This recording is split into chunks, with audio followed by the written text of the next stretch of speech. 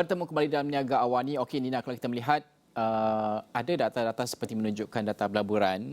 Pelaburan ini luas, ada banyaklah kalau kita melihat DIA ada, FDI ada, DDI ada dan sebagainya. Itu juga kita akan bentangkan sebentar saja lagi. Tapi kalau kita melihat ini adalah cerminan kepada tahap keyakinan kepada ekonomi kita dan juga tahap persaingan di peringkat serantau. Betul. Bagi Malaysia sendiri. Saya ada angkanya kalau saya nak bawakan pada jam ini, kalau untuk penonton Astro Awani pada jam ini. Okey, ini angka yang kita sediakan daripada Jabatan Perangkaan pada ketika ini. Ini adalah angka yang kita dapatkan untuk suku tahun pertama setidaknya 2022.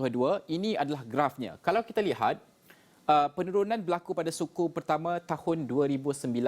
Ini adalah ketika COVID-19 tersebut melanda. Kalau kita melihat penurunan itu berlaku negatif angkanya pada sehinggalah kepada 4 sukuan tersebut, dan kemudian kita melihat kepada suku tahun pertama 2020 itu kembali meningkat melihat kepada mungkin pembukaan ekonomi secara perlahan pada ketika itu, ketika kita masih lagi baru mendapatkan vaksin dan sebagainya.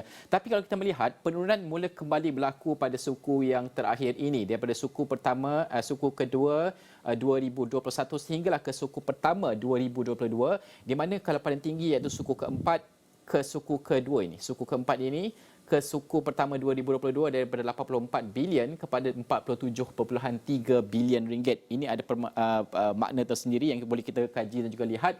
Sudah pasti ini juga memberikan gambaran tahap sentimen tersebut. Bukan itu saja, kita juga melihat daripada Jabatan Perangkaan iaitu Kedudukan Pelaburan Antarabangsa Malaysia IIP ini dari segi tiga ukuran, iaitu melihat kepada jumlah aset bernilai 2.1 trilion pada suku tahun keempat, dia iaitu pada angka 2.1 trilion kalau kita lihat, tapi pada suku pertama 2022 yang mencecah 2.1 trilion, cuma beza sedikit sahaja. Tetapi dari segi aset bersih, ini yang penting, iaitu mencatatkan penurunan 47.3 bilion berbanding 84 bilion yang kita lihat tadi aset bersih, dan jumlah liability pula untuk syarikat yang melabur ini iaitu 2 bilion, tidak jauh berbeza dengan suku tahun keempat 2021. Itu keadaan pada tahun suku ke suku lah kiranya perbandingan sebelum ini. Kalau kita melihat pula pelaburan langsung asing FDI kita pula, Singapura masih lagi mengguli iaitu pada nilai 167.2 bilion ataupun 20.6%. Ini adalah Jabatan Perangkaan data yang dikeluarkan, dan juga Hong Kong di tempat kedua 89 bilion dan juga Jepun 84 bilion. Bukan itu saja, kita juga melihat kepada keadaan dari segi pelaburan kita pula di luar, iaitu di luar negeri untuk DIA kita, Singapura kekal menjadi destinasi pertama diikuti oleh Indonesia dan juga Pulau Cayman sendiri. Ada angka itu sendiri.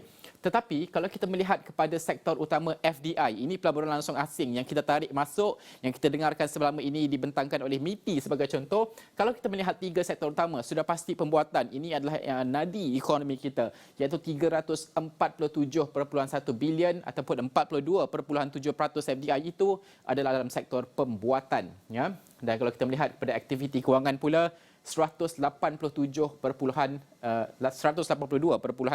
bilion ringgit direkodkan untuk FDI kita, diikuti oleh perdagangan borong dan runcit 50.8 bilion ataupun 6.3% daripada keseluruhan FDI kita.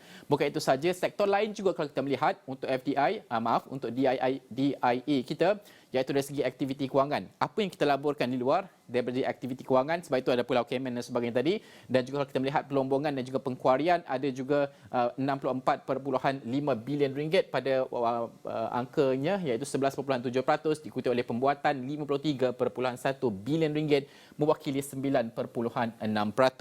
Dan kalau kita melihat juga, ini adalah kedudukan pelaburan antarabangsa untuk kita membaca grafnya. Bermula tahun suku pertama 2019 ini, kalau kita lihat grafnya adalah menaik, kemudian disusuli dengan penurunan sehinggalah kepada suku pertama tahun ini, iaitu tahun 2022.